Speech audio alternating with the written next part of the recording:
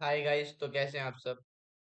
So guys, आज हम अपने ज्योग्राफी का सेकंड चैप्टर पढ़ेंगे। जैसे कि हमने अपने फर्स्ट चैप्टर को पिछली वीडियो में पढ़ा। अगर आपने वो वीडियो नहीं देखा तो आप जाकर देख सकते हैं हमारे चैनल पे। और आज हम अपना सेकंड वीडियो पढ़ेंगे, सेकंड चैप्टर पढ़ेंगे, जिसका नाम है ग्लोब, अक्षांश एवं देशांतर। तो इस चैप्टर के बारे में आज हम पढ़ने वाले हैं। तो पढ़ते हैं अपने चैप्टर को। सो गाइस, जैसे कि आपने पिछले चैप्टर में पढ़ा था कि जो हमारी पृथ्वी है वो ध्रुवों पर, जो ये ध्रुव है यहाँ पर थोड़ी सी चपटी है, इसी वजह से ये भू आब है। इसी वजह से इसे भू आब कहते हैं। और ये जो ध्रुवों पर जो और हमारी जो पृथ्वी है, ये ध्रुवों पर तो ये चपटी है, लेकिन जब ये बीच में मध्य मध्य यहाँ पर ये उभरी हुई है, जो हमारी पृथ्वी है। अब जो हम अपनी पृथ्वी के बारे में हमने पिछले चैप्टर में पढ़ा था कि ये ध्रुवों की उस पर चपटी है और बीच मध्य से ये उभरी हुई है। आप कैसे जान सकते हैं कि ये ऐसी है? आप कैसे जान सकते हैं कि ये ध्रुवों पर चपटी है और मध्य में उभरी हुई है? तो जब इस चीज को जानने के लिए जो हम कि ध्रुवों पर चपटी हुई है और हमारी जो पृथ्वी है वो 60 डिग्री एंगल पर झुकी हुई है। हमारी पृथ्वी सीधी नहीं है जैसे कि आपको इस तरह दिख रही है, ये ग्लोब की तरह 60 डिग्री पर, 60 पॉइंट कुछ डिग्री पर झुकी हुई है, जो हमारी पृथ्वी है। तो हम जब इसके बारे में जानकारी प्राप्त करने के लिए कि हमारी पृथ्वी कैसी है, हम ग्लोब का इस्तेमाल करते हैं। ग्लोब जो है वो एक छोटी सी पृथ्वी सा ही बना हुआ नमूना है।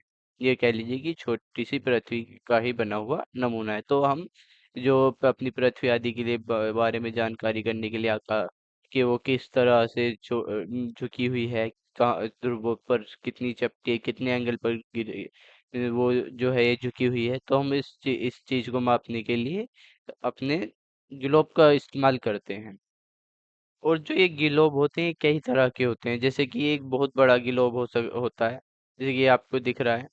ये बहुत बड़ा, ये बड़ा ग्लोब है।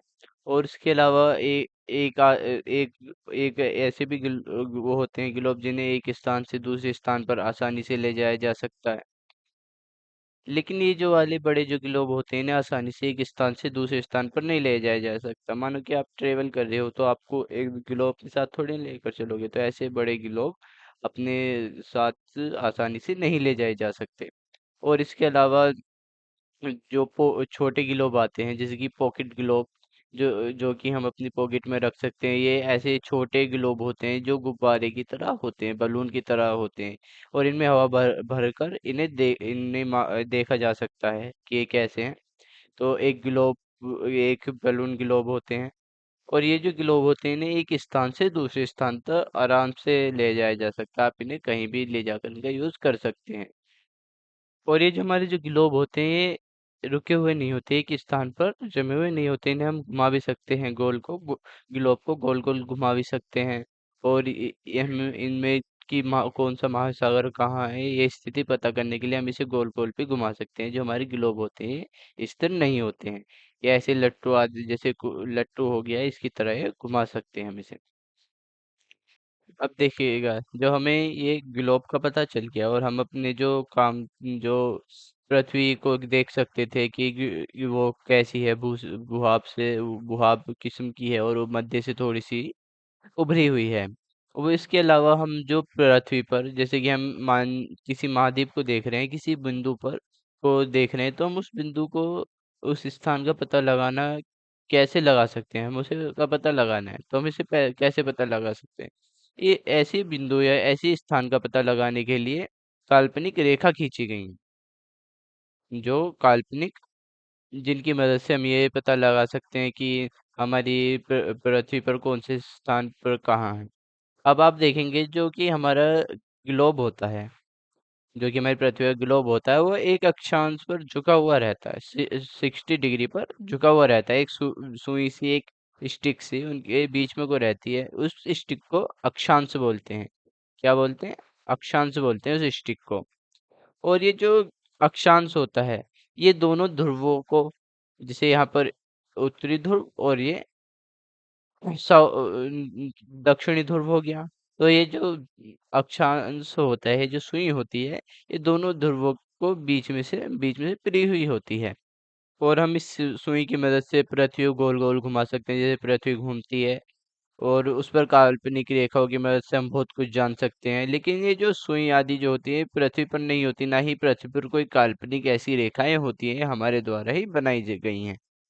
अब जब हम काल्पनिक रेखाएं खींचने लग गए, जब हम काल्पनिक रेखाएं खींचने लग गए, तो हमने एक ऐसी काल्पनिक रेखा खींची जो पृथ्वी को दो बराबर भागों में बांट रही हो, जैसे कि आपको ये दिख रही होगी, जो पृथ्वी को बराबर भागों में बांट रही हो। उस रेखा को क्या कहते हैं? जो पृथ्वी को बराबर भागों में बांटती है, उस रेखा को क्या कहते हैं? उस रेखा को विषुवृत्त रेखा कहते हैं। क्या कहते हैं? विषुवृत्त रेखा कहते हैं। विषुवृत्त वृत्त कहा जाता है। देखिएगा, अब जो हमारे ऐसी रेखा, जो काल्पनिक रेखा जो पृथ्वी को दो समान भागों में काटती हो, बराबर काटती हो, उसे विषुववृत्त कहते हैं। तो और अब ये जो जो बराबर भाग काटे गए हैं हमारी पृथ्वी के, ये जो काल्पनिक रेखाएं हैं, ये जो बराबर भाग काटती हैं, अब ये जो आधा जो भाग हो गया है, इसे क्या कहते हैं? अब देखिए, जैसे कि ये विषुववृत्त रेखा है, यहाँ पर विषुववृत्त रेखा है। एक मिनट रुकिए। हाँ जी, यहाँ पर विषुववृत्त रेखा है, ये आपको दिख रही होगी, जिस पर ग्लोब है दे रखा है यहाँ पर फोटो में। तो ये जो है, ये विषुववृत्त रेखा है। अब ये जो बराबर भागों में काटती है, दो बराबर भागों में काट रही है। अब ये जो ऊपर वाला जो भाग है, इसे क्या कहते हैं? ये जो ऊपर वाला भाग है, इसे क्या कहते हैं? इस ऊपर वाले भाग को उत्तरी गोलार्ध कहते हैं। क्या कहते हैं? उत्तरी गोलार्ध कहते हैं। उत्तरी गोलार्ध कहते हैं। इस ऊपर वाले भाग को उत्तरी गोलार्ध कहते हैं। अब ये जो विषुववृत्त रेखा है, यहाँ पर भी मैप में दे रखी है, विषुववृत्त रेखा है। ये जो ऊपर वाला भाग है, उत्तर की तरफ का, इसे तो उत्तरी गोलार्ध कहेंगे। अब ये जो नीचे वाला है, इसे क्या कहेंगे? इसे दक्षिण गोलार्ध कहेंगे। क्या कहेंगे? दक्षिणी गोलार्ध कहेंगे। दक्षिणी गोलार्ध कहेंगे। और ये जो दोनों भाग होते हैं, ये दोनों ही भाग बराबर होते हैं। इनमें कोई भी भाग छोटा या बड़ा नहीं होता है। ये दोनों भाग, उत्तरी गोलार्ध और दक्षिण गोलार्ध, दोनों ही बराबर होते हैं। और इसी प्रकार ये जो विषुववृत्त जो रेखा है, ये पृथ्वी पर एक काल्पनिक वृत्त बनाती है। और और ये जो रेखाएं हैं, ये जो विषुववृत्त रेखा है, ये सबसे अच्छा तरीका है। ये काल्पनिक वृत्त जो बनाया गया है पृथ्वी पर, ये सबसे अच्छा तरीका है हमारी पृथ्वी पर किसी भी जगह का, किसी भी महत्वपूर्ण बिंदु का के बारे में जानने का, और पृथ्वी के विभिन्न विभिन्न स्थानों की स्थिति बताने का ये सबसे अच्छा और महत्वपूर्ण तरीका है। और विषुववृत्त से ध्रुवों तक की स्थिति, जो विषुववृत्त है उसे ध्रुवों तक की स्थिति सभी समांतर वृत्तों को अक्षांश मतलब समांतर रेखाएं कहा जाता है। अक्षांश रेखा मतलब समांतर रेखा कहा जाता है। अब देखिए, ये जो विषुववृत्त है, ये जो रेखा है विषुववृत्त, ये जो रेखा है विषुववृत्त, अब इससे जो ऊपर के जो सारे जो भी अक्षांश होंगे ध्रुव तक के, यहाँ पर ध्रुव है हमारा, जैसे कि उत्तरी ध्रुव है। और जब उत्तरी ध्रुव से इस विषुववृत्त रेखा से लेकर उत्तरी ध्रुव तक जितनी भी स्थिति हो, जो जितनी भी ये काल्पनिक रेखा स्थित होंगी, विषुववृत्त व्रत जो होते हैं, ये जो स्थित होते हैं गोलार्ध से और ध्रुवों के बीच, इन्हीं सभी को अक्षांश और समांतर रेखा कहा जाता है। और ये जो अक्षांश जो होते हैं, इन्हें अंश में ही मापा जाता है, इन्हें अंश में ही मापते हैं।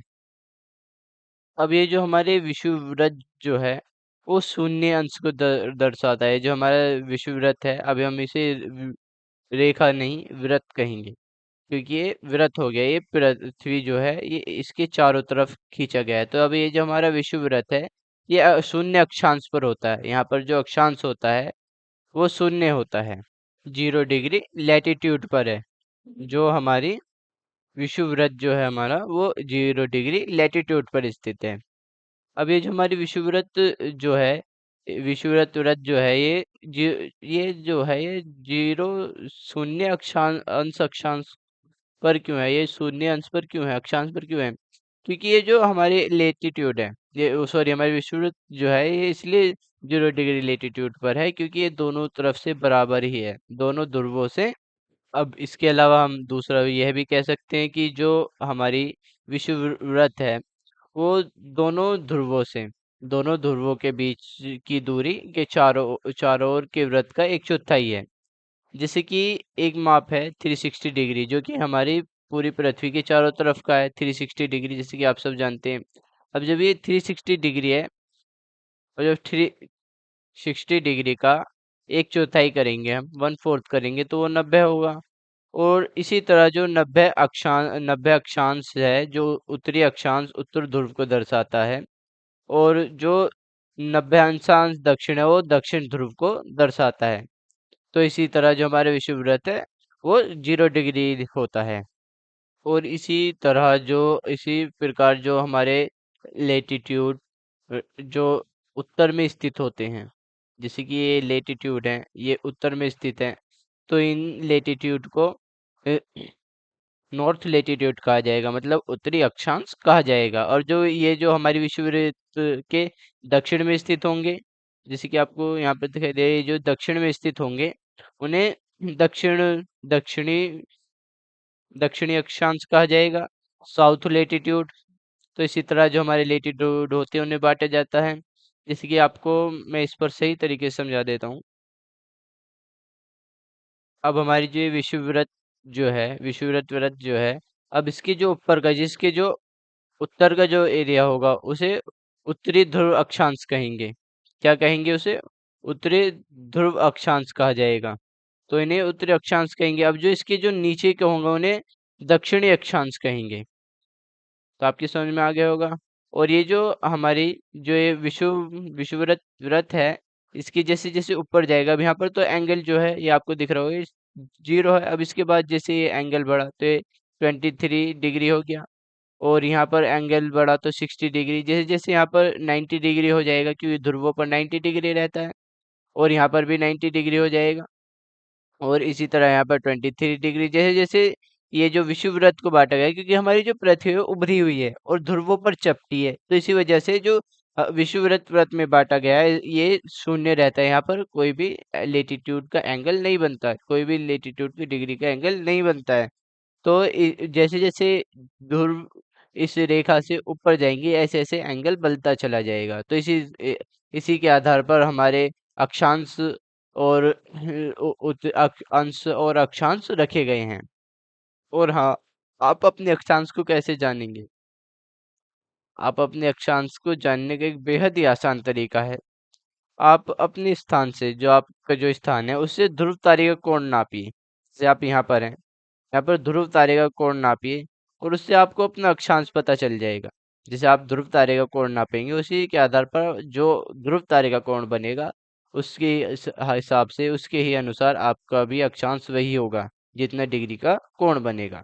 तो ये सबसे सिंपल तरीका है। और इसके अलावा भी बहुत सारे तरीके हैं अपने अक्षांश मापने के। अब देखिए, जैसे कि हमें 90 डिग्री अक्षांश लिखना है, तो हम इसे कैसे लिखेंगे? अब जब ये जो 90 डिग्री अक्षांश होगा ये उत्तर में है या दक्षिण में, तो इसके लिए हम ऊ का, और दक्षिण में है तो ड का ऐसे प्रयोग करते हैं। 90 डिग्री ड मतलब ये दक्षिण में है 90 डिग्री, या 66 डिग्री उत्तर, यहाँ पर ऊ लिखा होगा तो ये उत्तर में है। तो इसी तरह से जो हमारे हम अक्षांश का जो पता लगाते हैं ऐसे ही लगाते हैं, इसे ऊ या द से दर्शाते हैं, इसे ऊ या द से दर्शाते हैं। ये आपको याद रखना है। और जैसे कि हम एक एग्जाम्पल ले लेते हैं, देखिए जो हमारा महाराष्ट्र है उससे चंद्रपुर, और जो ब्राजील है जो कि दक्षिण अमेरिका में स्थित है उसमें से ले लेते बेल हेरोजेंट। और ये दोनों ही 2020 अक्षांश पर हैं। कौन सा? महाराष्ट्र का चंद्रपुर 20 अक्षांश पर है, 20 डिग्री अक्षांश पर है। और ब्राजील का बेलो जॉन, ये भी बीसी अक्षांश पर है। तो हम कैसे पता लगाएंगे कि एक उत्तरी पर है या दक्षिण पर? इनके आगे उ या दै का प्रयोग होता है, इसी इसी उससे हम जो चंद्रपुर या ये जो हमें बेली हेरिजॉन दे रखा है, इसका पता लगाएंगे। लेकिन ये जो हमारा चंद्रपुर है, ये उत्तरी अक्षांश पर है। जो हमारा चंद्रपुर है वो उत्तरी अक्षांश पर है, और जो हमारा बेलो हेरिजॉन है ये दक्षिण अक्षांश पर है। ये जो हमारा इंडिया है, हमारा जो पूरा इंडिया है, ये पूरा का पूरा उत्तरी अक्षांश पर आता है। जो हमारा इंडिया है वो उत्तरी, पूरा का पूरा उत्तरी अक्षांश पर आता है। और हमारा जो इंडिया है जो उत्तरी अक्षांश में स्थित है, हम हमारे जो इंडिया को कोई भी अक्षांश दे रखा होगा 20 या 40, उसके पीछे उत्तर होगा, क्योंकि हमारा जो इंडिया उत्तरी अक्षांश में, आपको जरूर याद रखना है, क्वेश्चन कैसे भी आ सकते हैं। तो आइए आगे चलते हैं, पढ़ते हैं। और हाँ, जैसे हम ध्रुव, जो विषुववृत्त रेखा है, जो विषुववृत्त व्रत है, इससे हम दूर जाएंगे। जैसे ही हम विषुववृत्त व्रत से दूर जाएंगे, उसी तरह जो अक्षांश है उनका आकार घटता चला जाएगा। जैसे ये विषुववृत्त है, अब इनसे दूर जाएंगे, इसी तरह हमारा अक्षांश जो है, इनका आकार घट जाएगा, आकार इनका घट जाएगा। तो इसी वजह इसी वजह से जो विषुववृत्त है, उन विषुववृत्त व्रत है, उससे दूर जाने पर अक्षांश घट जाता है। तो पढ़ते हैं अपने नेक्स्ट टॉपिक को, महत्वपूर्ण अक्षांश या समांतर रेखाएं। तो पढ़ते हैं, देखिएगा, जो विषुववृत्त व्रत है, जो विषुववृत्त अक्षांश है, जो कि एक महत्वपूर्ण अक्षांश है, जो कि एक महत्वपूर्ण अक्षांश है, वो हमारा 0 डिग्री पर स्थित है। किस पर स्थित है? 0 डिग्री पर स्थित है। और इसके अलावा जो हमारा उत्तरी ध्रुव है वो 90 डिग्री पर स्थित है। और हमारा जो दक्षिण ध्रुव है वो 90 डिग्री पर स्थित है। जो हमारा उत्तरी ध्रुव है वो उत्तर में 90 डिग्री पर है, और जो हमारा दक्षिण है वो दक्षिण में 90 डिग्री पर स्थित है। और इनके अलावा, ये जो ध्रुव हैं, इनके अलावा अन्य 4 महत्वपूर्ण रेखाएं और भी हैं, जो अन्य अन्य ध्रुव पर हैं, जिनके बारे में हम आगे पढ़ते हैं। जो हमारी जो पहली रेखा है, कौन सी रेखा है हमारी पहली? उत्तरी गोलार्ध में कर्क रेखा, उत्तरी गोलार्ध में कर्क रेखा, जो 23.1 23.5 डिग्री अक्षांश पर उत्तर में स्थित है। उत्तरी गोलार्ध में कर्क रेखा, कर्क रेखा कितने डिग्री पर स्थित है? 23.5, मतलब 23.5 डिग्री अक्षांश पर उत्तर में स्थित है। ये आपको याद रखना है, मोस्ट इंपोर्टेंट क्वेश्चन है, ये आपके लिए बहुत ही इम्पोर्टेंट है।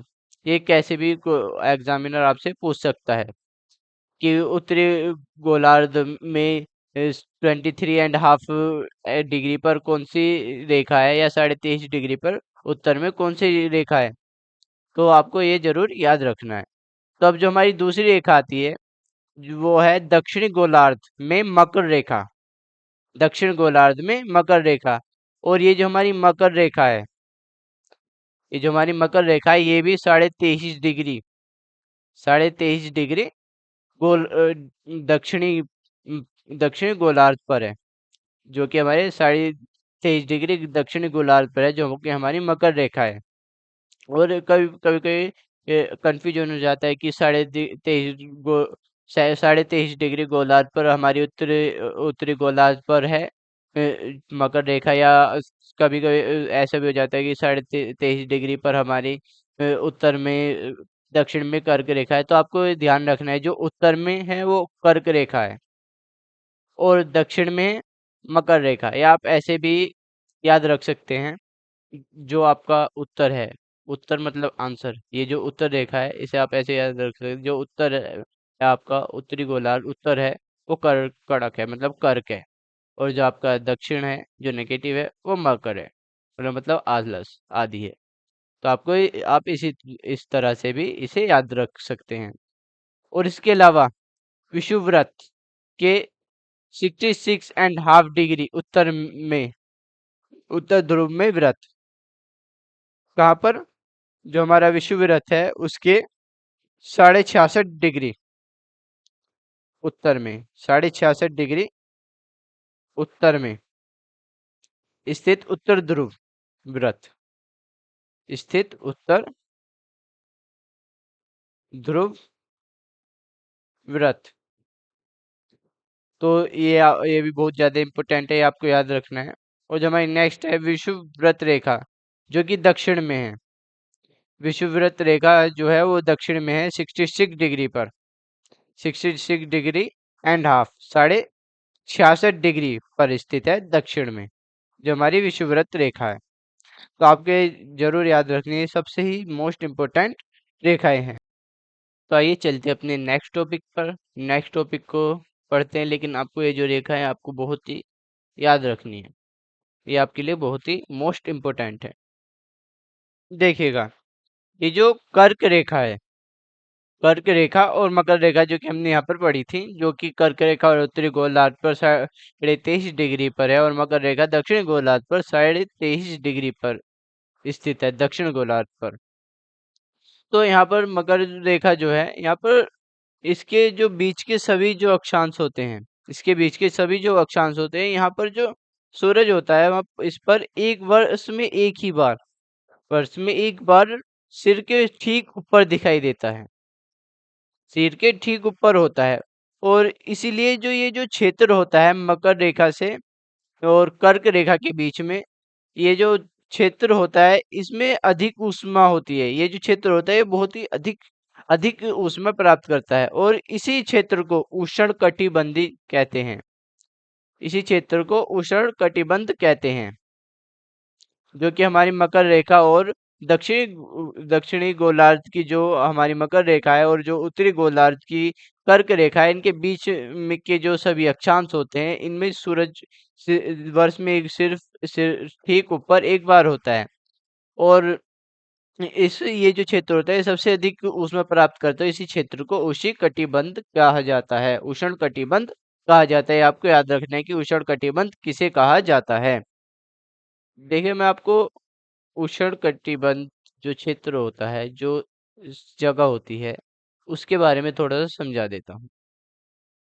देखिए, जो आप मैप देख रहे हैं, यहाँ पर तो हमारी विषुववृत्त है, और ये जो आप यहाँ पर जो आप ये रेखा देख रहे हैं जिसके ऊपर मैं अपना पेन चला रहा हूँ, ये जो आप वो देख रहे हैं रेखा, ये हमारी कर्क रेखा है जो कि उत्तरी गोलार्ध पर स्थित है। और ये हमारी जो है जिस पर मैं ये पेन चला रहा हूँ, ये दक्षिणी गोलार्ध पर इसकी मकर रेखा है। अब जो इसके बीच का जो हिस्सा है, इनके जो बीच का हिस्सा है, ये यही हिस्सा जो है ये उष्ण कटिबंधीय कहलाता है। क्या कहलाता है? उष्ण कटिबंध क्षेत्र कहलाता है। यहाँ पर वर्ष में एक बार सिर पर सूर्य मतलब ठीक ऊपर सूरज होता है। अब आप कहेंगे कि ठीक ऊपर सूरज होता है, लेकिन ये इतना अधिक गर्म क्यों है, इसके बारे में आपको अभी बताऊंगा। तो ये इसी क्षेत्र को उष्ण कटिबंध कहा जाता है। तो यही क्षेत्र उष्ण कटिबंधीय होता है। तो अब जब यहाँ इस क्षेत्र में सिर्फ एकदम ठीक ऊपर सूरज वर्ष में एक बार होता है, तो ये इतना गर्म क्यों होता है? देखिए, अगर कोई भी चीज है, ऑब्जेक्ट है, जो कि हमारी जो पृथ्वी है वो चपटी है, ध्रुवों पर वो चपटी है, और अक्षा जो बीच में मध्य में आकर ये थोड़ी सी उभरी हुई है, मध्य में थोड़ी सी उभरी हुई है। तो इसी वजह से जो प्रकाश होता है, जो प्रकाश होता है इस क्षेत्र में यहाँ पर पड़ता है, तो और ये प्रकाश ऐसे फैल जाता है, जो प्रकाश होता है फैल जाता है। देखिए, आपको इस के माध्यम से आपको इस चित्र के माध्यम से आपको ये जो फोटो दे रखा है आप सही समझेंगे। देखिए, ये जो प्लेन शीट है, ये एक सीधी सतह है, इस पर एक टॉर्च से रोशनी मारी गई, टॉर्च से इस पर प्रकाश टकराएगा, तो जो प्रकाश था वो कम ही क्षेत्र में फैला। जो हमने एक शीट रखी प्लेन ये रही, और इस पर टॉर्च का एक प्रकाश लगाया गया, मतलब इस पर डाला गया प्रकाश। अब जो ये जो प्रकाश थे कम उस पर क्षेत्र में फैला, लेकिन जो हमने ये शीट थी तिरछी कर दी, इसे 60 डिग्री पर, ये कहिए कि 60 डिग्री पर झुका दिया, तो इसकी सतह को इसे तिरछा कर दिया। जब इसकी सतह पर प्रकाश को डाला गया, तो जो प्रकाश था वो तेज, जो जो प्रकाश था वो कम तेज था, परंतु वो अधिक क्षेत्र में फैल रहा था। जो प्रकाश था वो कम तेज था और अधिक क्षेत्र में फैल रहा था, और यहाँ पर प्रकाश जो था वो तेज तो बहुत था पर कम सतह पर फैल रहा था, कम क्षेत्र में फैल रहा था। तो इसी तरह जो सूरज की जो रोशनी पड़ती है, सूरज की जो किरणें आती हैं, धूप आती है, वो जो हमारी पृथ्वी पर इस तरह फैलती है, क्योंकि हमारी जो पृथ्वी है वो 66 पॉइंट कुछ डिग्री पर फैली हुई है, मतलब झुकी हुई है। तो इसी वजह से ये जो हमारी पृथ्वी है, इस पर प्रकाश फैलता है। तो यही वजह है कि जो ये क्षेत्र है उष्ण कटिबंधी है, कटिबंध है। तो आइए आगे पढ़ते हैं। और इसी वजह से जो कि हमारी पृथ्वी झुकी हुई है, इसी वजह से जो कर्क रेखा तथा मकर रेखा के जो बीच का क्षेत्र होता है, उस पर कभी भी जो सूर्य होता है वो बिल्कुल सिर के ऊपर नहीं होता है। और ये जो सूरज होता है, इसकी जो किरणें होती है वो ध्रुवों की तरफ से तिरछी होती है। ये जो किरणें होती है सूरज की, ये ध्रुवों की तरफ से तिरछी होती हैं। और इसी वजह से जो उत्तरी गोलार्ध में जो कर्क रेखा होती है, उत्तरी ध्रुव में, उत्तरी ध्रुव व्रत के उत्तरी ध्रुव व्रत तथा उत्तरी ध्रुव व्रत तथा दक्षिण गोलार्ध में मकर रेखा एवं दक्षिणी ध्रुव व्रत के बीच वाले क्षेत्र का तापमान जो है वो मध्य रहता है। क्यों रहता है? क्योंकि ध्रुवों की तरफ से जो सूर्य की किरणें होती है वो तिरछी हो जाती हैं। और इसी के वजह से जो उत्तरी गोलार्ध में कर्क रेखा का और उत्तरी ध्रुव तथा व्रत, उत्तरी ध्रुव व्रत और जो दक्षिणी गोलार्ध में जो कर्क रेखा है, और जो उत्तरी ध्रुव व्रत और दक्षिणी गोलार्ध में जो मकर रेखा है, ये जो दक्षिणी ध्रुव व्रत के जो बीच वाले जो क्षेत्र होते हैं उनका तापमान मध्य रहता है। और इन्हीं क्षेत्रों को शीतोष्ण कटिबंध कहते हैं। क्या कहते हैं? शीतोष्ण कटिबंध कहा जाता है इन्हीं क्षेत्रों को। अब आपको उसी मैप की मदद से मैं समझा देता हूँ, तो आप यहाँ पर अच्छे से समझेंगे। देखिए, अब ये जो कर्क रेखा है, ये जो कर्क रेखा है, यहाँ पर कर्क रेखा और ये जो उत्तरी ध्रुव है, जो कर्क रेखा और उत्तरी ध्रुव के जो उत्तरी ध्रुव व्रत के जो बीच का जो भाग होता है वो शीतोष्ण कटिबंध होता है। और ये जो हमारी मकर रेखा है, जो कि हमारे दक्षिण गोलार्ध में है, ये जो हमारी मकर रेखा है, इसके जो बीच का जो क्षेत्र है जो कि दक्षिणी, अब ये जो हमारा दक्षिणी गोलार्ध है, दक्षिणी गोलार्ध में मकर रेखा, और यहाँ पर हमारा दक्षिण ध्रुव व्रत, ये जो क्षेत्र है यहाँ, इसका जो तापमान है वो हमेशा मध्य रहता है। इन दोनों क्षेत्रों का तापमान मध्य रहता है, मध्य रहता है। तो इन्हीं क्षेत्रों को हम शीतोष्ण कटिबंध बोलते हैं। क्या बोलते हैं? शीतोष्ण कटिबंध बोलते हैं। क्या बोलते हैं? शीतोष्ण कटिबंध बोलते हैं।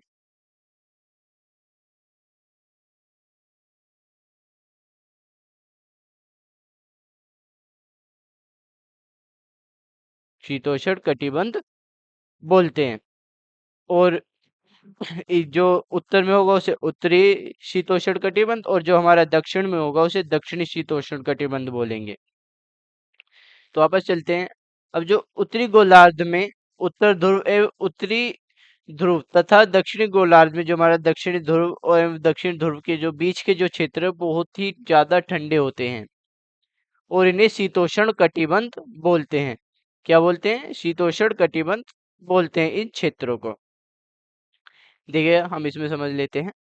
अब हमारे जो ये क्षेत्र हो गए जो कि हमारा उत्तरी ध्रुव व्रत से लेकर उत्तर ध्रुव के जो बीच का क्षेत्र होता है, और यहाँ से दक्षिणी ध्रुव व्रत से लेकर जो हमारा दक्षिणी व्रत का जो क्षेत्र होता है, ये यहाँ बहुत ही अधिक ठंडे होते हैं, क्योंकि जो हमारी जो पृथ्वी है वो 23 डिग्री पर झुकी हुई है।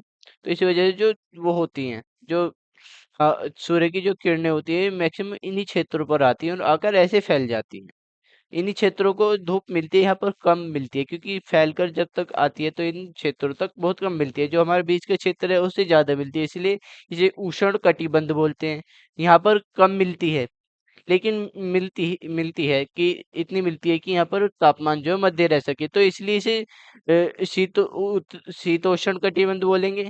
अब जब यहाँ पर बहुत ही कम मिलती है, मिलती भी और ना ही भी मिलती है, तो इसलिए इन्हें शीत कटिबंध बोलते हैं इन क्षेत्रों को। क्यों होते हैं शीत कटिबंध? क्योंकि पृथ्वी जो है हमारी वो 23 डिग्री पर झुकी हुई है, इसी वजह से। तो इन्हें क्या तो इन्हें उत्तरी और दक्षिणी के के अनुसार ही इन्हें भी हम वो करते हैं, विभाजित करते हैं। जैसे कि ये उत्तर में होगा उत्तरी शीत कटिबंध और हमारे जो दक्षिण में होगा दक्षिणी शीत कटिबंध। तो आपको ये समझ में आ गया होगा। तो आगे चलते हैं अपनी नेक्स्ट टॉपिक की तरफ। देशांतर क्या है, देखिएगा। तो हम अपने नेक्स्ट टॉपिक को पढ़ते हैं। किसी भी स्थान की जब भी हम स्थिति लगाते हैं, सॉरी पता लगाते हैं स्थिति का, तो हम क्या देखते हैं, हम अक्षांश देखते हैं। लेकिन हम अक्षांश के अलावा भी अन्य और कुछ जानकारियों की आवश्यकता होती है। तो हमें इनकी जो स्थिति पता करने के लिए अन्य और भी जानकारियों की आवश्यकता पड़ती है।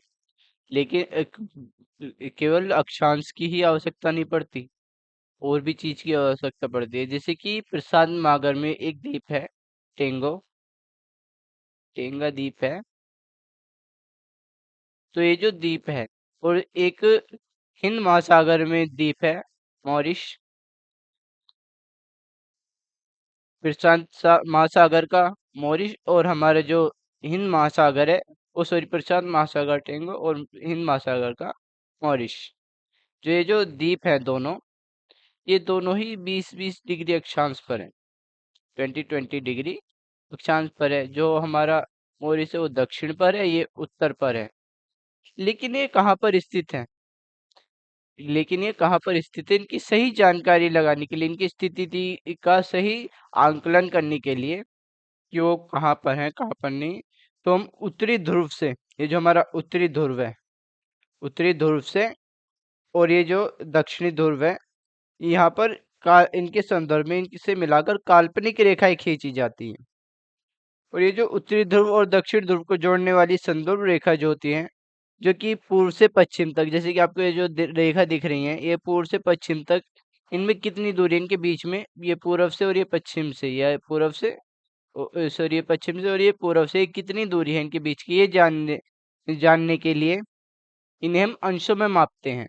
और ये जो रेखा खींची जाती है इन्हें देशांतर देशांतर कहते हैं। क्या कहते हैं, देशांतर या मोत्तर। क्या कहते हैं, इन्हें देशांतर कहते हैं। ये जो रेखाएं खींची जाती हैं, जो उत्तरी ध्रुव से दक्षिण ध्रुव के बीच से उत्तरी ध्रुव से दक्षिण ध्रुव तक खींची जाती हैं, उन्हें देशांतर रे कहते हैं। और उनके जो बीच की जो दूरी है, जो देशांतरों के जो बीच की दूरी है, वो अंशों में मापी जाती है।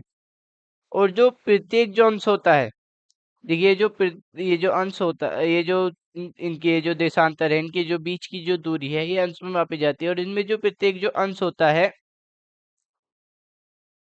उसे मिनट में विभाजित किया जाता है, तथा मिनट को सेकंड में, फिर हर एक अंश को मिनट में विभाजित किया जाता है, और मिनट को सेकंड में विभाजित किया जाता है। और ये जो अर्धवृत्त होते हैं, और उनके जो बीच की दूरी ध्रुवों की तरफ बढ़ने पर घट जाती है।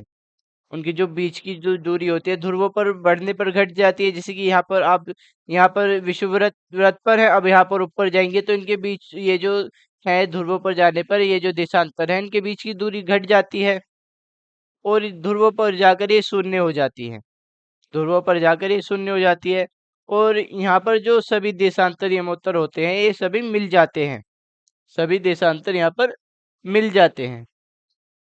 तो ये जो हमारे देशांतर होते हैं, ध्रुवों पर आपस में मिल जाते हैं। अब देखिए जो अक्षांश जो समांतर होते हैं, उनकी जो समांतर रेखाएं से भिन्न जो सभी देशांतर की जो लंबाई समान होती है। जो अक्षांश रेखा होती हैं, उनकी जो सभी देशांतर और यमोत्तर होते हैं, उनकी लंबाई समान होती है। और इसलिए संख्याओं में व्यक्त करना बहुत ही मुश्किल था। इन्हें संख्याओं में व्यक्त करना बहुत ही कठिन था।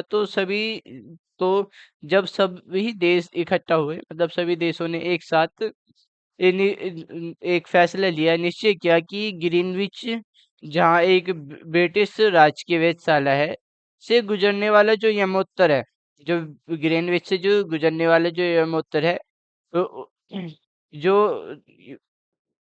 उसके उत्तर से और पश्चिम से गिनती शुरू की जाए। और ये जो ग्रीनविच यमोत्तर है, इसी यमोत्तर को प्रमुख यमोत्तर कहा गया। क्या कहा गया, प्रमुख यमोत्तर कहा गया। और उसका जो मान है ग्रीनविच का जो मान है वो 0 डिग्री देशांतर है। और यहाँ से हम पूरब की ओर 180 डिग्री और हमारा पश्चिम की ओर 100 डिग्री तक गणना कर सकते हैं। और जो प्रमुख यमोत्तर है और उसके अलावा जो 180 डिग्री यमोत्तर मिलकर पृथ्वी के दोनों समान भाग और पूर्वी गोलार्ध एवं पश्चिमी गोलार्ध में विभक्त करती है। जो हमारा प्रमुख यमोत्तर है जो कि 180 डिग्री यमोत्तर जो मिलकर पृथ्वी को दो भागों में समान विभक्त करते हैं, जो कि पूर्वी गोलार्ध एवं पश्चिमी गोलार्ध में विभक्त है। जो कि हमारा पूर्वी गोलार्ध और पश्चिमी गोलार्ध में विभक्त है। तो इसलिए जो भी हमारे जो देशांतर होंगे, देशांतर जो हमारा प्रमुख देशांतर है, तो हम किसी भी देशांतर के आगे, कोई भी देशांतर हो उसके आगे हम पूर्व और पश्चिम यूज करते हैं। पूर्व को हम ऐसे करते हैं और पश्चिम को हम ऐसे यूज करते हैं, ताकि इसकी स्थिति पता लग जाए कि वो कहाँ पर है। और जो 180 पूर्व जो है और 180 जो पश्चिम है, ये दोनों एक ही रेखा पर स्थित हैं। ये दोनों एक ही रेखा पर स्थित हैं, क्योंकि आप यहाँ पर ग्रीनविच देशांतर है, सॉरी ग्रीनविच, जी हाँ देशांतर ही है। और इसके जो पीछे अब आप इसके 180 डिग्री जाएंगे, 180 डिग्री, ये जो पूरा होता है वो 360 डिग्री होता है। अब आप पूरब से जो जाएंगे कि पूरब से 180 डिग्री जाएंगे, अब उसके अलावा पश्चिम से 180 डिग्री जाएंगे। तो आप जब इसके पीछे आ जाएंगे तो दोनों जो 180 डिग्री पूर्व और 180 डिग्री पश्चिम दोनों एक ही रेखा पर पड़ेगा। जैसे कि यहाँ से आपका ये देशांतर है इधर की साइड, और यहाँ पर 180 डिग्री आ गए आधे, उधर से भी 180 डिग्री आ गए, तो यहाँ पर जो पूर्वी और पश्चिमी 180 डिग्री है एक ही देशांतर पर पड़ता है। और अब आप जो समांतर और अक्षांश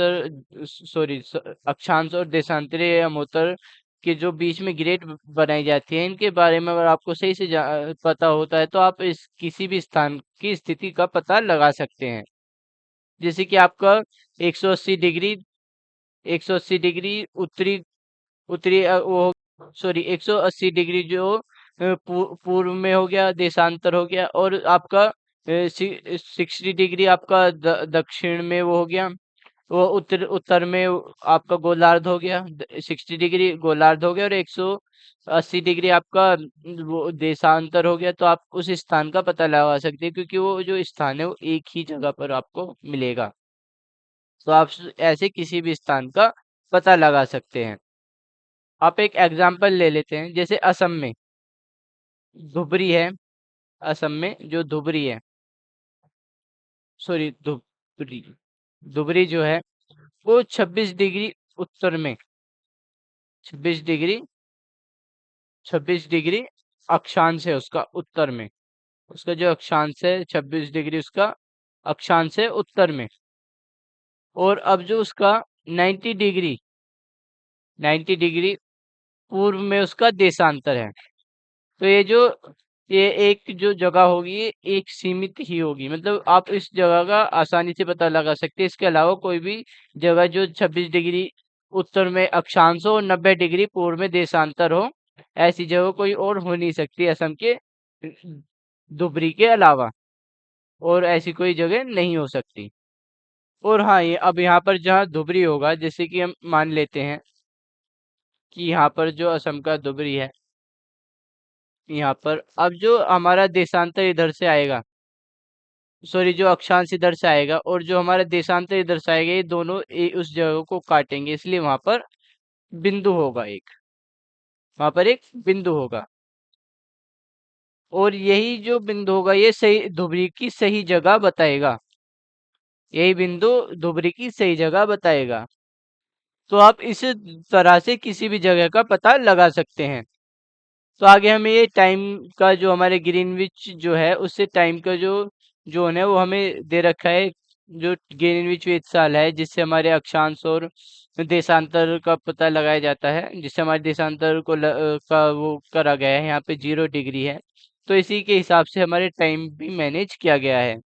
अब जो हमारा टाइम जो है वो ग्रीनविच टाइम जोन, जो ग्रीनविच जो देशांतर है उसकी उसके ही हिसाब से मापा गया है। यहाँ पर जो हमारा देशांतर वो 0 डिग्री है, इसलिए जब यहाँ पर ये जो 0 डिग्री है तो यहाँ पर जो भी टाइम होगा उससे 1 घंटा आगे यहाँ पर होगा। जो ये देश दे रखे हैं, जो ग्रीन ग्रीन आपको दिखा रखे हैं, यहाँ पर 1 घंटा आगे होगा। ये जो इधर साइड है ये 1+ आपको दिख भी रहा है, ये 1 घंटा होगा। इसके अलावा ये 2 घंटे होंगे और 3 घंटे, 4 घंटे, ऐसे ही इधर को जब हम जाएंगे तो टाइम प्लस होगा और हम इधर जाएंगे तो टाइम माइनस होगा।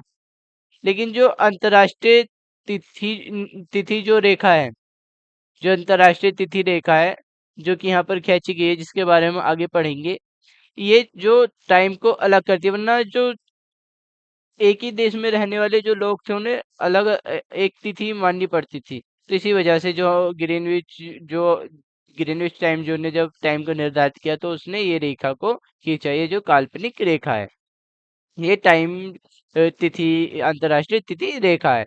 तो इसके जो इधर इधर -12 रहेंगे, 12 घंटे माइनस रहेंगे, और इसके इधर कूदते ही जो हमारा न्यूजीलैंड है और फिजी आयरलैंड है, इसके इधर कूदते ही ये 12 घंटे प्लस में चढ़ जाएगा। तो आइए आगे चलते हैं और इसमें आपको हम अच्छी तरह से अभी आगे पढ़ेंगे जब हम इस टॉपिक को पढ़ेंगे, देशांतर और समय। तो पढ़ते अपने इस टॉपिक को। देखिएगा, ये जो समय लगाने का, समय मापने का जो सबसे अच्छा साधन है पृथ्वी का, वो चंद्रमा और फिर अन्य ग्रह जैसे सूरज और चंद्रमा सबसे अच्छा साधन है। और उसके अलावा जो सब उससे भी अच्छे साधन है वो पृथ्वी, चंद्रमा या ग्रहों की गति है। देखिए, जो सूर्य है, सूर्य जो उगता है और अस्त होता है वो प्रतिदिन होता है, और वो स्वाभाविक ही है। मतलब प्रतिदिन वो उदय भी होगा और अस्त भी होगा, और जो कि पूरे विश्व का समय को निर्धारित करने का बहुत ही अच्छा तरीका और बहुत ही अच्छा साधन है। और जो हमारे स्थानीय समय है उसके जो जो अनुसार, जैसे कि सूरज की जो प्रकाश है, सूरज की जो किरणें हैं, जब ये तिरछी पड़ेंगी तो उसी के हिसाब से समय लगाया जा सकता है।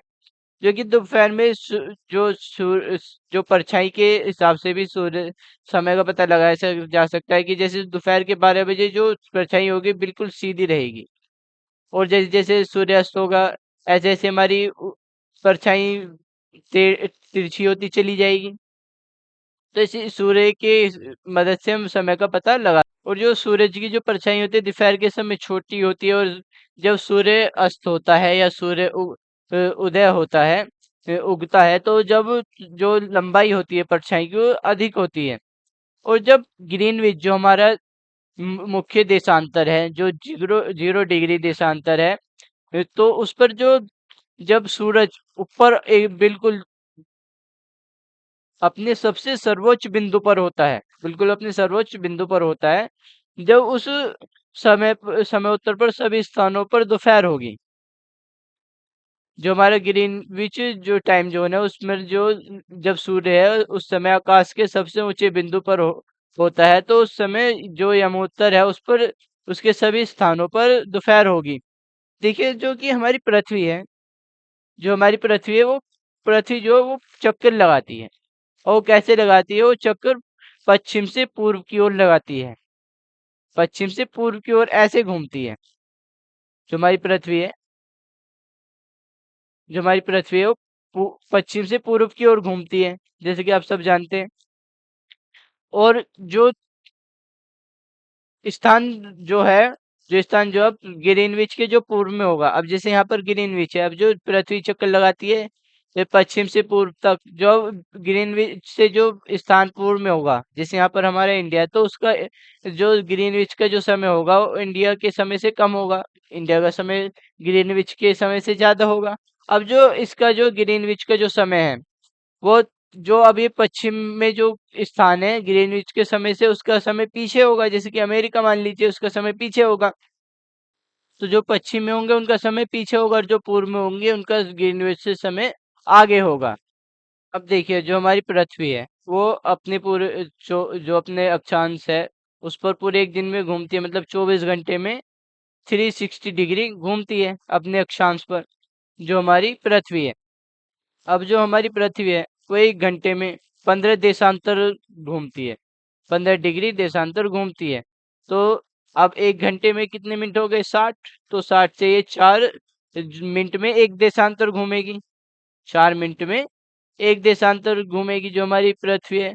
और इसी प्रकार इसी तरह जब ग्रीनविच में दोपहर के 12 बजेंगे, जब ग्रीनविच में दोपहर के 12 बजेंगे, उस ग्रीनविच से जो 15 डिग्री पूर्व में होगा, जो 15 डिग्री पूर्व में होगा, उसका जो टाइम होगा वो ग्रीनविच से 1 घंटे आगे होगा, मतलब 13 घंटे होगा, यानी कि 1 बज रहे होंगे, जो ग्रीनविच से 15 डिग्री आगे है।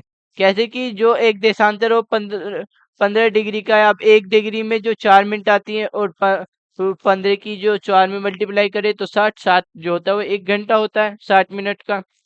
तो इसी तरह जो एक देशांतर होगा, जो 15 जो उससे एक देशांतर 15 डिग्री देशांतर आगे होगा, उसका टाइम जो होगा वो 1 घंटे आगे होगा। अब इसके अलावा जो ग्रीनविच का जो टाइम है, अब यहाँ पर 12 बजे रहे हैं, अब 12 बजे से हम जो इसके पश्चिम में जाएंगे तो वहां पर एक 15 डिग्री जाएंगे, तो वहां पर 1 घंटा कम होगा, 11 बज रहे होंगे। जो हमारे जो देशांतर है, एक देशांतर को जो हमारी पृथ्वी पार करती है वो 4 मिनट में पार करती है। जो हमारी पृथ्वी है, जो एक डिग्री देशांतर में घूमती है, वो 4 मिनट का समय लेती है। हर 4 मिनट में हमारी जो पृथ्वी होती है एक देशांतर घूम जाती है। इसी वजह से जो देशांतरों का निर्माण किया है, ताकि हम समय का आंकलन आसानी से कर सकें देशांतरों की मदद से, इसलिए देशांतर का निर्माण करा गया था। और जैसे कि ग्रीनविच देशांतर है, उस पर 12 बज रहे हैं, दोपहर के 12 बज रहे हैं। अब इससे जो 180 डिग्री जो पूर्व होगा, इससे 180 डिग्री जो पूर्व होगा या पश्चिम होगा, उस पर रात्रि हो रही होगी। तो जैसे मैंने आपको बताया कि पूर्व और पश्चिम देशांतर एक ही होते हैं, यहाँ से 180 डिग्री इधर चले जाओ या इससे 180 डिग्री इधर चले जाओ। तो इसी वजह से यहाँ पर रात्रि के 12 बज रहे होंगे। देखिए, जब भी जो सूर्य है, जो सूरज है, आकाश में अपने बिल्कुल सर्वोच्च स्थान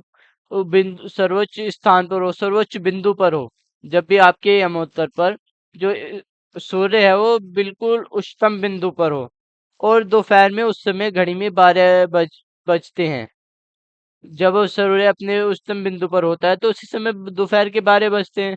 तो इसी प्रकार जो घड़ी के द्वारा दिखाया गया समय, उसके स्थान पर स्थानीय समय होगा। और आपके जो देशांतर का जो समय है, आपके देशांतर का जो समय है, आपके देशांतर यमोत्तर के सभी स्थानों पर, जो आपके देशांतर आपका जो देशांतर है उसके जो स्थान है, उस पर सभी स्थानों पर उसका समय समान होगा। जैसे कि आप इसमें देख सकते हैं, ये जो हमारी ग्रीनविच है, ये मैं पेन बदल देता हूँ। तो ये आपका जो ग्रीनविच है, यहाँ पर जो दोपहर के 12 बज रहे हैं, जो दोपहर के 12 बज रहे हैं, ये जो सभी देशांतर हैं, ये 15-15 डिग्री का इनमें गैप है। ये जो देशांतर है सभी इनमें 15-15 डिग्री का गैप है, यहाँ से यहाँ तक, यहाँ से यहाँ तक सभी में 15 डिग्री का गैप है। अब यहाँ पर आपके ग्रीनविच में 12 बज रहे हैं, ये जो पूरा देशांतर है इसमें 12 बज रहे हैं। तो अब ये जो देशांतर है 1 घंटे आगे होगा, ये वाला देशांतर, क्योंकि ये 15 डिग्री आगे है ग्रीनविच से, तो यहाँ पर जो है वो वहां पर 1 बज रहा होगा दोपहर का, और यहाँ पर जाएंगे तो 11 बज रहे होंगे। तो इसी के हिसाब से जो है जो टाइम का जो आंकलन है, इसी के हिसाब से देशांतर के हिसाब से किया जाता है। तो आपको समझ में आ गया होगा, आपको कोई डाउट नहीं होगा। तो अब हम आगे चलते हैं। तो हमारा नेक्स्ट टॉपिक है, हम मानक समय क्यों मानते हैं। हम मानक जो समय होता है उसे क्यों मानते हैं। तो पढ़ते हैं अपने टॉपिक को। देखिए, जो हम मानक समय जो होता है, हम इसलिए मानते हैं क्योंकि जो अलग अलग यमोत्तर होते हैं, जो अलग अलग यमोत्तर होते हैं, उनका जो स्थानीय समय जो होता है उनमें अंतर होता है। जो अलग अलग यमोत्तर होते हैं उन पर स्थित स्थानों, जो स्थान होते हैं उनका स्थानीय समय में अंतर होता है, इसलिए हम मानक समय मानते हैं। जैसे कि हम आगे पेज पर पढ़ेंगे। जैसे कि हम एक एग्जाम्पल ले लेते हैं। देखिए, कि जो बहुत से देशांतरों से गुजरती हैं, जो रेलगाड़ी है बहुत से जो देशांतर होते हैं उनसे गुजरती है, उनके लिए जो समय होता है, समय जो सारणी होता है वो तैयार करना कठिन होता है, क्योंकि वो स्पीड के साथ बढ़ रही है और उसी के एकदम उन्हें तेज अपना समय को आंकलन करना पड़ता है। तो इसलिए जैसे कि भारत में गुजरात से द्वारका तथा असम के डिब्रूगढ़ के स्थानीय समय में जो लगभग 1 घंटा और 45 मिनट का अंतर है। कितने? 1 घंटे 45 मिनट का अंतर है भारत के जो गुजरात की जो द्वारका है और असम का जो डिब्रूगढ़ है। गुजरात के द्वारिका यहाँ पर और असम के डिब्रूगढ़ यहाँ पर 1 घंटा 45 मिनट का अंतर है। तो ये जो ट्रेनें होती हैं स्पीड के साथ चलती है और इनके लिए समय सारणी तैयार करना बहुत ही ज्यादा कठिन होता है। तो जैसे कि असम के जो गुजरात का द्वारका है और असम का डिब्रूगढ़ है, उनके स्थानीय समय में लगभग 1 घंटा 45 मिनट का अंतर है।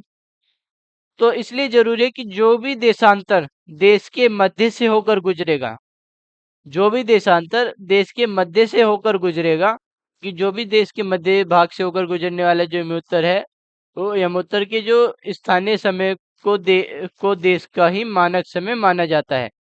न अगर हम मानक समय को ही समय नहीं मानेंगे तो हमें अलग अलग समय को तैयार करने में बहुत ज्यादा कठिनाई का सामना करना पड़ेगा, इसलिए हम मानक समय को मानते हैं। तो इसलिए हमें मानक समय मानना पड़ता है, जो किसी भी देश के मध्य से होकर गुजरने वाली किसी यमोत्तर के स्थानीय समय को देश का मानक समय माना जाता है। और ये जो यमोत्तर रेखा के स्थानीय समय को ही पूरे देश का मानक समय माना जाता है। और जो का जो भारत में जो मानक यमोत्तर है वो 22 डिग्री, 22.5 डिग्री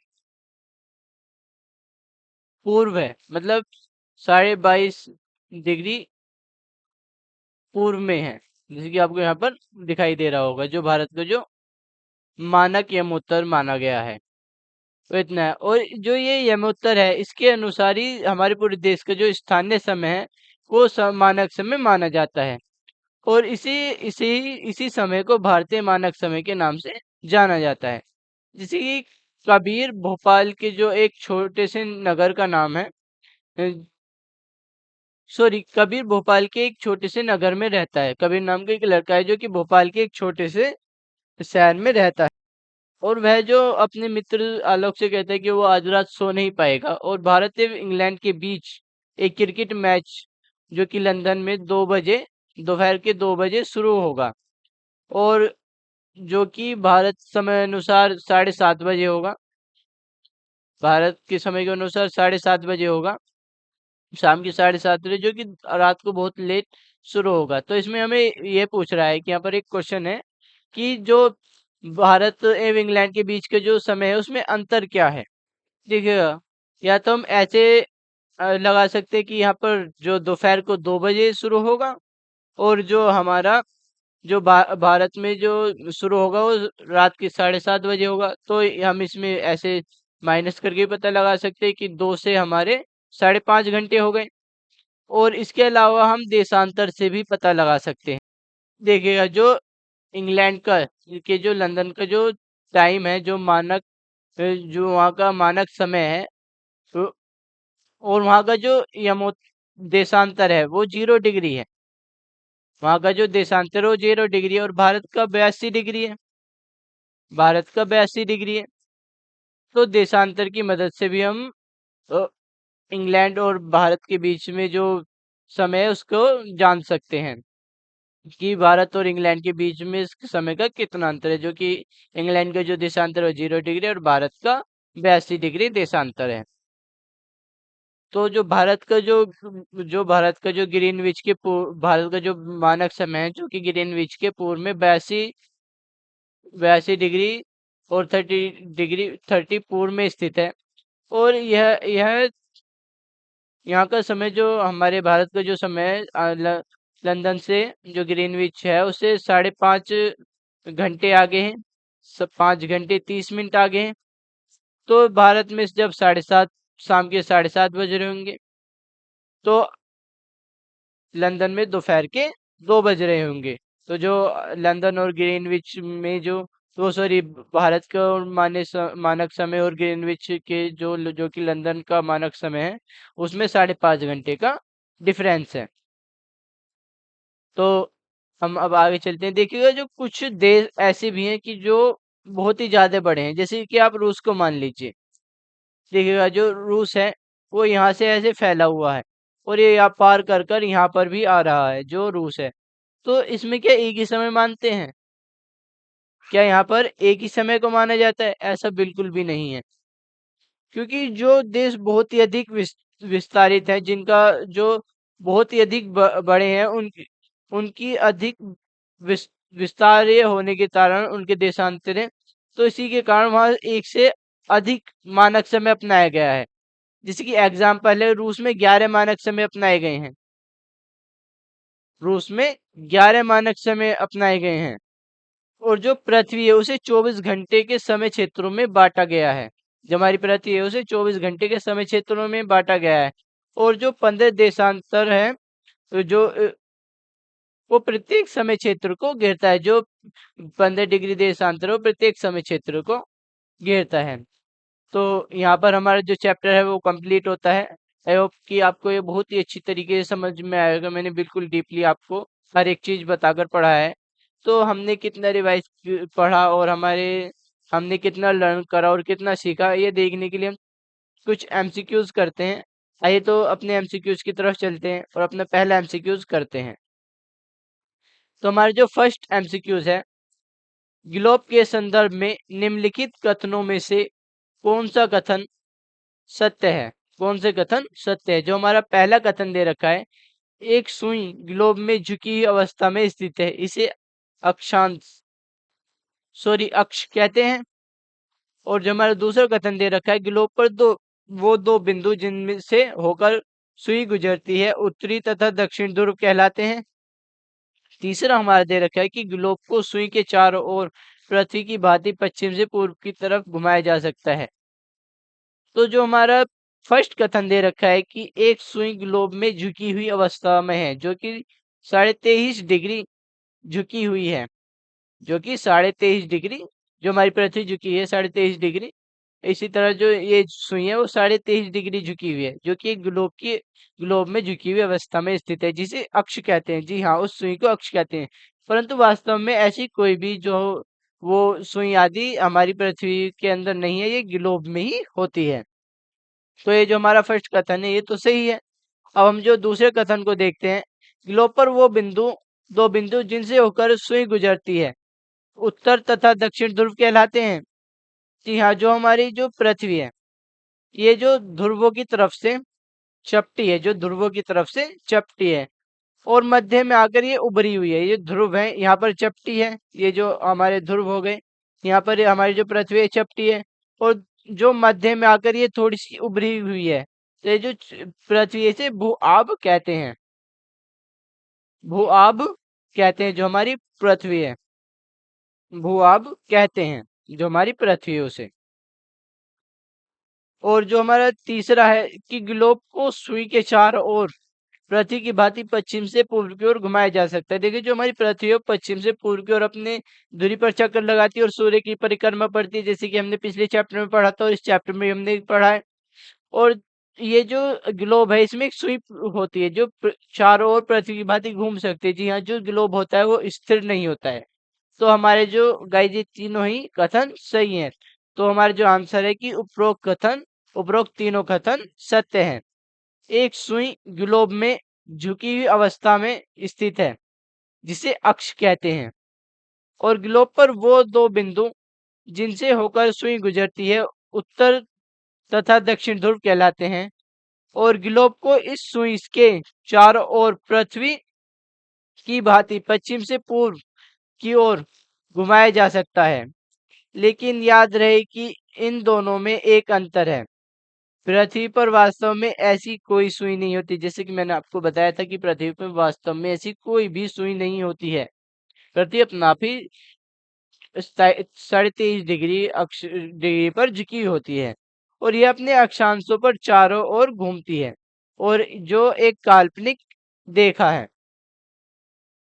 यहाँ पर रह आएगा एक जो कि एक काल्पनिक रेखा है, थोड़ा मिसटाइप हो गया है, जो कि एक काल्पनिक रेखा है। तो अपने नेक्स्ट क्वेश्चन की तरफ चलते हैं। क्वेश्चन नंबर 2, विषुववृत्त व्रत के संदर्भ में निम्नलिखित कथनों में से कौन सा कथन सत्य है? विषुववृत्त व्रत क्या है? जो पृथ्वी को दोनों बराबर भागों में बांटता है, जो कि उत्तर वाला भाग उत्तरी ध्रुव और नीचे वाला भाग जो होता है हमारा दक्षिण ध्रुव कहलाता है। तो अपने कथन को पढ़ लेते हैं। जो एक कथन है, विषुववृत्त एक काल्पनिक रेखा है। जी हाँ, जो विषुववृत्त है वो एक काल्पनिक रेखा है जो कि ग्लोब को दो बराबर भागों में बांटती है।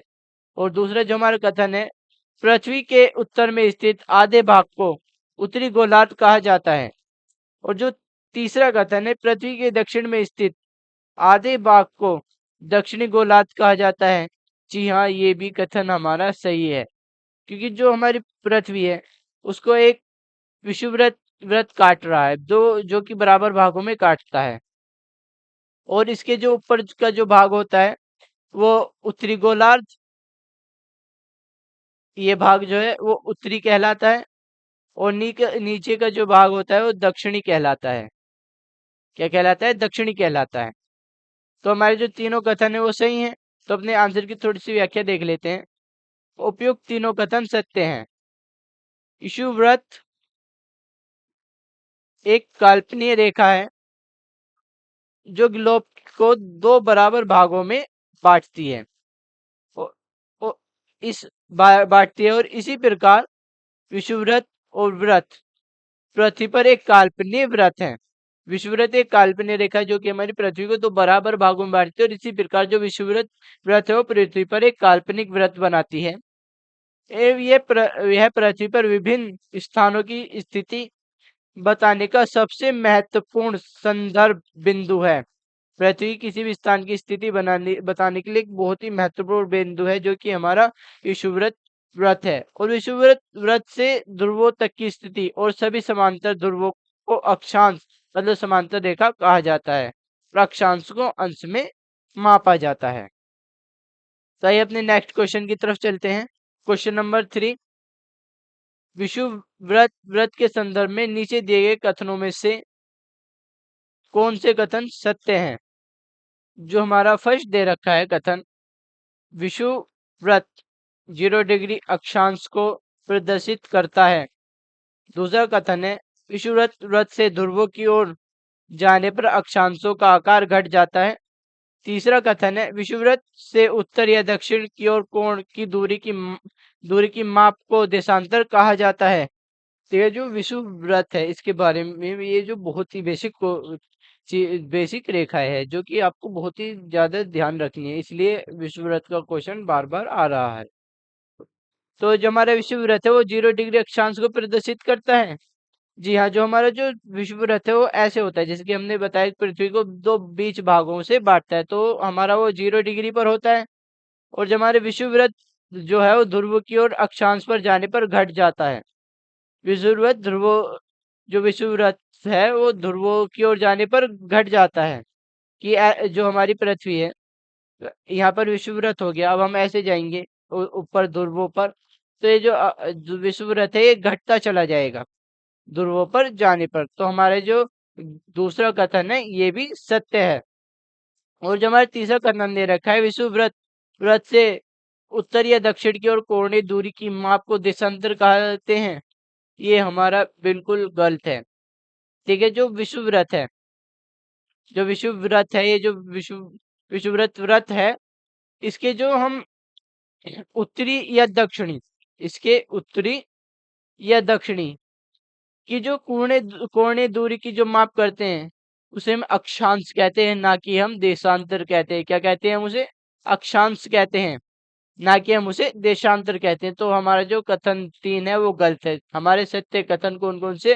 कथन 1 और 2 हमारे सत्य हैं। तो अपने आंसर की थोड़ी सी व्याख्या देख लेते हैं। कथन 1 और 2 सत्य हैं, कथन 3 गलत है। विषुववृत्त व्रत से उत्तर या दक्षिण की ओर कोणीय दूरी की माप को अक्षांश कहते हैं।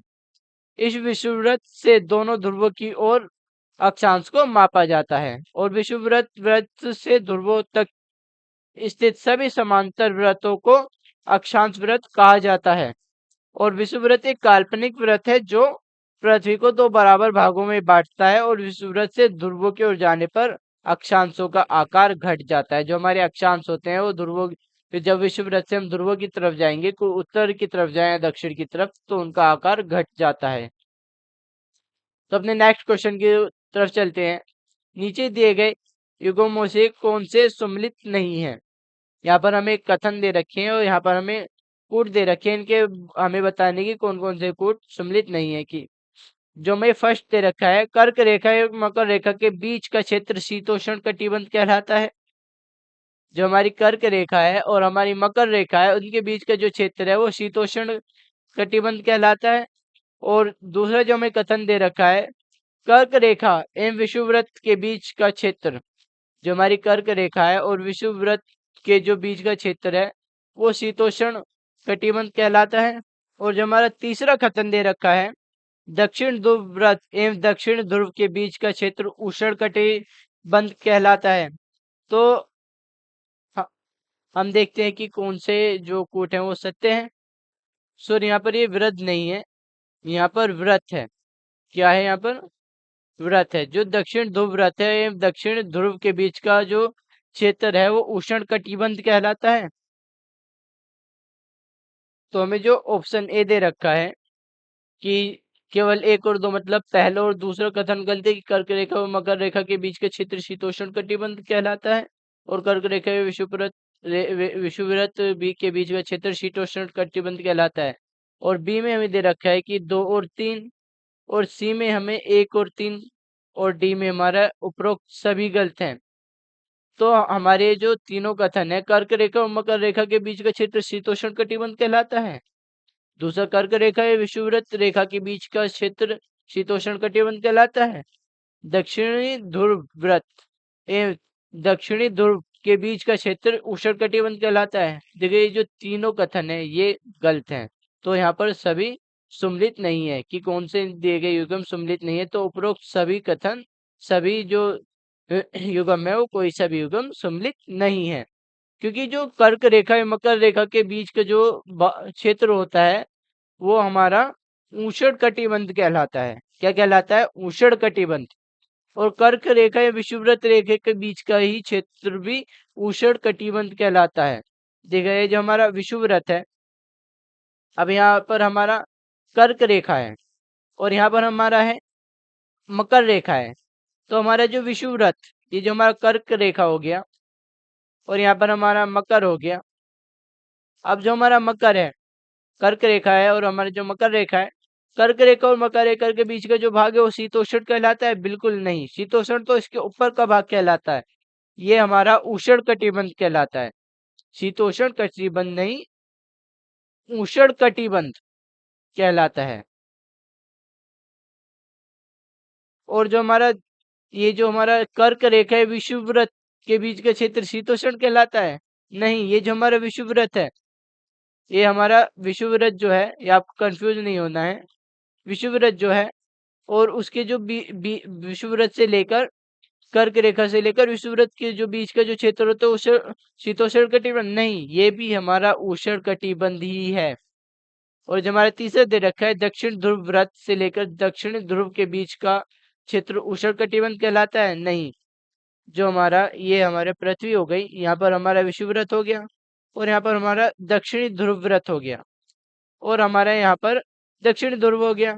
दक्षिण ध्रुव, तो यहाँ का जो क्षेत्र है वो उष्ण कटिबंध है? नहीं, यहाँ का हमारा शीत कटिबंध है। क्या है? शीत कटिबंध है। शीत शीत कटिबंध है। तो अपने आंसर की व्याख्या देख लेते हैं। जो हमारा आंसर है ऑप्शन डी हमारा सही आंसर है। कर्क रेखा एवं मकर रेखा के बीच सभी अक्षांशों पर सूर्य वर्ष में एक बार दोपहर में सिर के ठीक ऊपर होता है, इसलिए इस क्षेत्र में सबसे अधिक ऊष्मा प्राप्त होती है और इसे उष्ण कटिबंध कहा जाता है। ध्रुव की तरफ सूर्य की जो किरणें होती है वो तिरछी हो जाती हैं। तो इसी प्रकार जो उत्तरी गोलार्ध है उसमें कर्क रेखा है उत्तरी ध्रुव एवं व्रत, दक्षिण गोलार्ध में मकर रेखा एवं दक्षिणी ध्रुव के व्रत के बीच का जो क्षेत्र का जो तापमान रहता है वो मध्य रहता है। जैसे कि ये जो मकर रेखा, यहाँ पर जो उत्तरी ध्रुव और कर्क रेखा के जो बीच का जो तापमान होगा वो सामान्य होगा। और उत्तरी गोलार्ध में उत्तरी ध्रुव व्रत उत्तरी ध्रुव तथा दक्षिणी गोलार्ध में दक्षिणी ध्रुव व्रत दक्षिणी ध्रुव के बीच में क्षेत्र बहुत ठंडा होता है, क्योंकि यहाँ पर सूर्य क्षितिज से ज्यादा ऊपर नहीं आ पाता, इसलिए शीत कटिबंध कहलाता है। तो अपने नेक्स्ट क्वेश्चन की तरफ चलते हैं। नीचे दिए गए कथनों में से कौन सा कथन सत्य है? कथन एक, विषुववृत्त से ध्रुव तक स्थित सभी समांतर वृत्तों को अक्षांश वृत्त कहते हैं। दूसरा कथन दे रखा है, विषुववृत्त के उत्तर की सभी समांतर रेखाओं को उत्तरी अक्षांश कहा जाता है। तीसरा कथन हमें दे रखा है, विषुववृत्त वृत्त के दक्षिण में स्थित सभी दे समांतर रेखाओं को दक्षिण अक्षांश कहा जाता है। और हमारा फोर्थ दे रखा है, अक्षांशों को अंश में मापा जाता है और दो अक्षांश रेखाओं के बीच की दूरी लगभग 11 किलोमीटर है। देखिए, जो हमारे उपयुक्त सभी कथन है वो सत्य हैं, क्योंकि विषुववृत्त से ध्रुव तक की सभी जो स्थिति होते हैं वो समांतर वृत्तों को अक्षांश वृत्त कहते हैं। जो विषुववृत्त से ध्रुव तक की जो स्थिति होती है वो सभी समांतर वृत्तों को वहां पर अक्षांश वृत्त कहते हैं। और विषुववृत्त के उत्तर की जो सभी समांतर रेखाओं को उत्तरी अक्षांश कहा जाता है। ये भी हमारा सही है।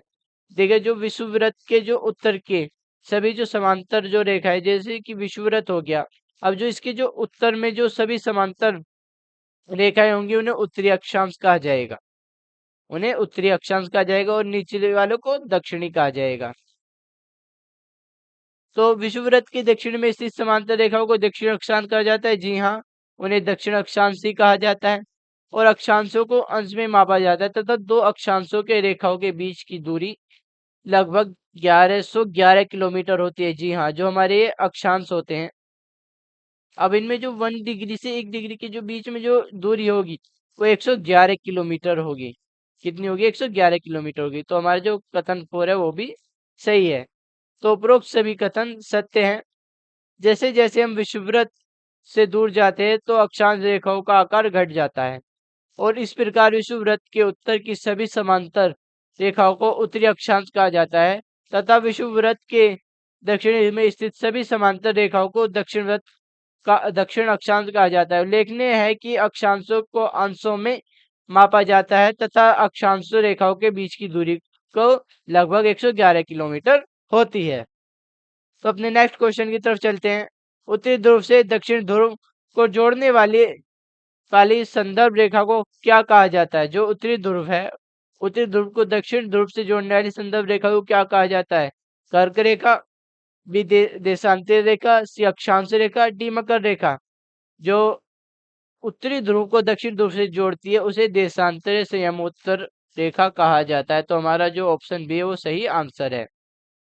उत्तरी ध्रुव को दक्षिण ध्रुव से जोड़ने वाली संदर्भ रेखा को देशांतरीय यमोत्तर कहते हैं। किसी भी स्थान की सही स्थिति बताने के लिए अक्षांश के अलावा यह जानना आवश्यक होगा कि उत्तरी ध्रुव से दक्षिण ध्रुव को जोड़ने वाली देशांतरीय यमोत्तर से पूर्व या पश्चिम की ओर इन स्थानों की दूसरी दूरी कितनी है।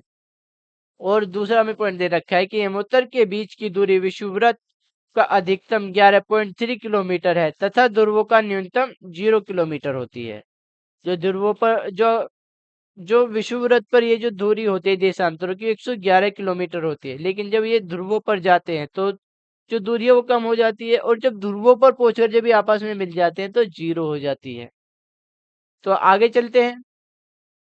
किसी स्थान का मानक समय स्टैंडर्ड टाइम निर्धारित करने का आधार क्या है? प्रमुख यमोत्तर, विकर्क रेखा, यहाँ पर सी आएगा, सी विषुववृत्त रेखा, डी मकर रेखा। तो ये जो किसी भी स्थान का मानक समय प्राप्त करने के लिए निर्धारित करने के लिए प्रमुख यमोत्तर ही आधार होता है। प्रमुख यमोत्तर ही आधार होता है। तो हमारा जो आंसर होगा ऑप्शन ए हमारा सही आंसर होगा।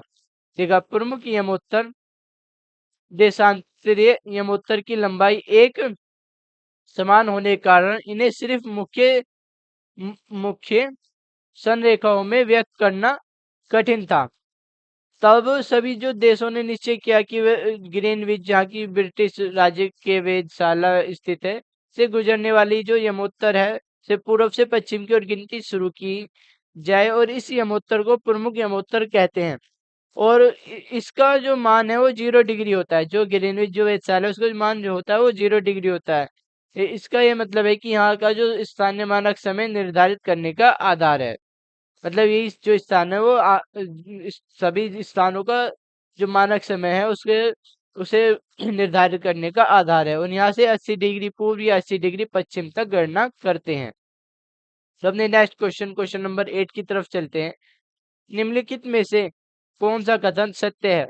पहले जो कथन है, प्रमुख यमोत्तर तथा 180 डिग्री यमोत्तर मिलकर पृथ्वी को समान भूभाग में पूर्वी गोलार्ध एवं पश्चिमी गोलार्ध में विभक्त करते हैं। जो हमारा दूसरा कथन है, 180 डिग्री पूर्व एवं 180 डिग्री पश्चिम यमोत्तर एक ही रेखा पर स्थित है। देखिए कि जो दोनों कथन दे रखे हैं वो सही है, क्योंकि प्रमुख यमोत्तर तथा 180 डिग्री यमोत्तर मिलकर ही पृथ्वी को समान भूभाग में बांटते हैं। जो कि हमारा प्रमुख यमोत्तर होता है, उससे 180 डिग्री पूर्व चले जाइए या पश्चिम में चले जाइए, दोनों ही जो दोनों ही भाग समान भाग पूर्व या पश्चिम गोलार्ध में विभक्त करती हैं। और जो हमारा दूसरा कथन है, जो कि 180 डिग्री पूर्व में 180 पश्चिम में यमोत्तर एक ही रेखा पर होते हैं, ये भी हमारा सही है, क्योंकि जो हमारी यहाँ पर देख लीजिएगा कि ग्रीनविच वेधशाला यहाँ पर है। अब इसके जो हमारी पृथ्वी है वो 360 डिग्री है। जो हमारी पृथ्वी है वो 360 डिग्री है। तो अब हम इसके जो 180 डिग्री जाएंगे तो यहाँ पर आधा हो जाएगा, 180 डिग्री पूर्व। अब हम 180 डिग्री पश्चिम जाएंगे तो इसका भी आधा होगा, तो ये दोनों हमारी एक ही पॉइंट पर मिल जाएंगी। तो 180 डिग्री पूर्व और 180 डिग्री पश्चिम में उत्तर एक ही रेखा पर स्थित होता है।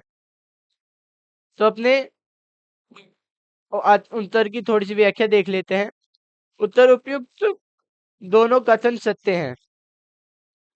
प्रमुख यमोत्तर तथा 180 डिग्री यमोत्तर मिलकर पृथ्वी को दो समान भागों में पूर्व गोलार्ध एवं पश्चिम गोलार्ध में विभक्त करती हैं, और इसीलिए किसी स्थान के देशांतर के आगे पूर्व के अक्षर पूर्व तथा पश्चिम के लिए अक्षर मतलब अक्षर पश्चिम का उपयोग होता है। और 180 डिग्री पूर्व और 180 डिग्री पश्चिम यमोत्तर एक ही रेखा पर स्थित है, तथा 180 डिग्री देशांतर रेखा को अंतरराष्ट्रीय तिथि रेखा जाना जाता है। जो कि 180 डिग्री जो देशांतर रेखा उसे इंटरनेशनल डेट लाइन माना जाता है, ये आपको याद रखना है। तो आइए नेक्स्ट क्वेश्चन की तरफ चलते हैं। Question number 9 second last question है हमारा। तो निम्नलिखित कथनों में से कौन सा कथन सत्य है? पहला जो हमें कथन दे रखा है, ग्रीनविच से पूर्व के स्थानों का समय ग्रीनविच समय से आगे होता है तथा पश्चिम के स्थानों का समय पीछे होता है। और जो हमें दूसरा कथन दे रखा है, पृथ्वी अपने काल्पनिक अक्षांश पर पृथ्वी से पश्चिम से पूर्व की ओर घूमती है। तो ये जो ग्रीनविच जो वेधशाला है, जो ग्रीनविच यमोत्तर है, जो मुख्य टाइम जोन है, तो ये जो है ये 0 डिग्री पर है। अब इसके जो पूर्व में जाएंगे, जो समय है वो इससे आगे हो जाएगा। अब हम इसके जो पश्चिम में जाएंगे तो समय इससे आगे हो जाएगा, पीछे हो जाएगा।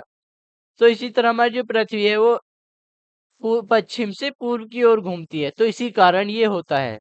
तो हमारे जो दोनों कथन है वो सत्य हैं। तो हमारा जो आंसर है, उपयुक्त दोनों कथन सत्य हैं। पृथ्वी अपने काल्पनिक अक्षांश पर पश्चिम से पूर्व की ओर चक्कर लगाती है।